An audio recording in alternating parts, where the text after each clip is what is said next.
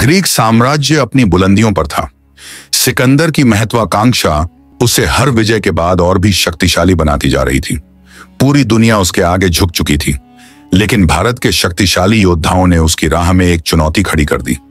इस कहानी में हम देखेंगे कैसे सिकंदर का सामना पौरव के पराक्रमी राजा पोरस से हुआ और इस टकराहट ने इतिहास बदल दिया। सिकंदर बचपन से ही दुनिया जीतने का सपना देखता था। ग्रीक साम्राज्य का विस्तार उसकी महत्वाकांक्षा को हवा देता रहा। उसके पिता फिलिप द्वितीय ने उसे युद्ध कौशल और राजनीति की शिक्षा दी थी और अपने गुरु अरस्तु से उसने ज्ञान और रणनीतियां सीखी थीं। दूसरी ओर भारत में पौरव राज्य के राजा पर्वश्राव और पोरस भी बड़े हो रहे थे। वह एक ऐसे योद्धा थे जिनका नाम सुनकर दुश्मनों की रूह कांप जाती थी। वह केवल एक शासक ही नहीं बल्कि अपने सैनिकों के लिए प्रेरणा भी थे। सिकंदर ने कई बड़े राज्यों को जीत लिया था, लेकिन उसकी असली परीक्षा तब शुरू हुई जब उसकी नजर भारत पर पड़ी। भारत उस समय कई छोटे छोटे राज्यों में बंटा हुआ था और सिकंदर ने इसे एक अवसर के रूप में देखा। गांधार के राजा अंबी ने बिना युद्ध किए सिकंदर की अधीनता स्वीकार कर ली और उसे अपने 5000 सैनिक भी दे दिए। लेकिन सिकंदर जानता था कि असली चुनौती राजा पोरस थे, जो किसी भी कीमत पर अपने राज्य को नहीं छोड़ेंगे। राजा पोरस को सिकंदर की योजना का पता चला। उन्होंने अपनी सेना को युद्ध के लिए तैयार किया। उनकी सेना में वीर योद्धा थे, विशाल हाथियों की सेना थी और सैनिकों की रगों में देशभक्ति का खून बह रहा था। सिकंदर ने पोरस को संधि का प्रस्ताव भेजा, या तो मेरी अधीनता स्वीकार करो या फिर युद्ध के लिए तैयार हो जाओ। लेकिन पोरस ने गर्व से उत्तर दिया, हम भारतीय हैं, हम घुटने टेकना नहीं जानते। अब अगली मुलाकात रणभूमि में होगी। 326 ईसा पूर्व सिकंदर अपनी विशाल सेना के साथ झेलम नदी पार करने के लिए एक चालाक योजना बनाता है।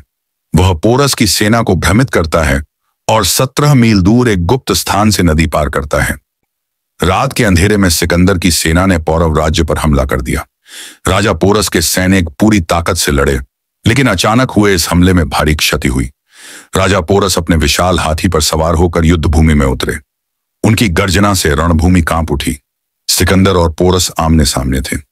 सिकंदर की सेना विशाल थी, लेकिन पोरस के सैनिकों का जोश अटूट था। युद्ध के दौरान पोरस के भाई अमर सिंह ने सिकंदर को घोड़े से गिरा दिया। सिकंदर की जान खतरे में पड़ गई, लेकिन उसके अंगरक्षक उसे बचाने में सफल रहे। पोरस की हाथियों की सेना ने सिकंदर के सैनिकों को कुचलना शुरू किया।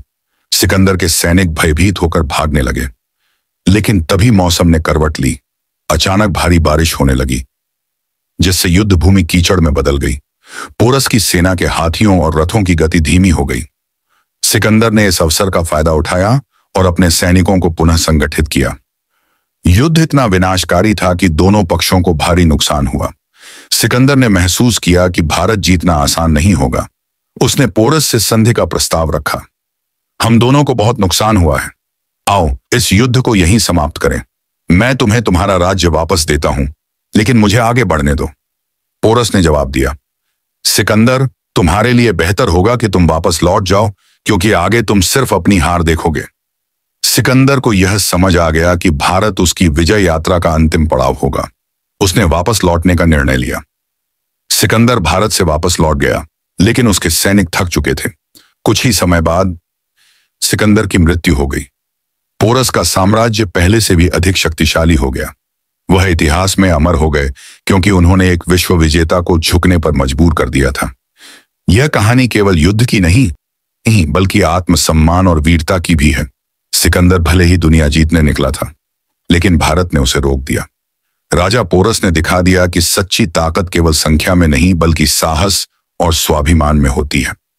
यह कहानी इतिहास के उन पन्नों में दर्ज है जो हमें सिखाती है कि सच्ची जीत केवल तलवार से नहीं बल्कि आत्मसम्मान और हिम्मत से होती है। अगर आपको यह कहानी पसंद आई तो अगले भाग में जानेंगे कि सिकंदर का सामना चाणक्य से होता तो क्या होता। बने रहिए हमारे साथ। अगर आपको यह कहानी पसंद आई हो तो इसे लाइक जरूर करें और हमारे चैनल को सब्सक्राइब करना ना भूलें, क्योंकि इतिहास सिर्फ किताबों में नहीं बल्कि हमारी कहानियों में भी जिंदा रहता है।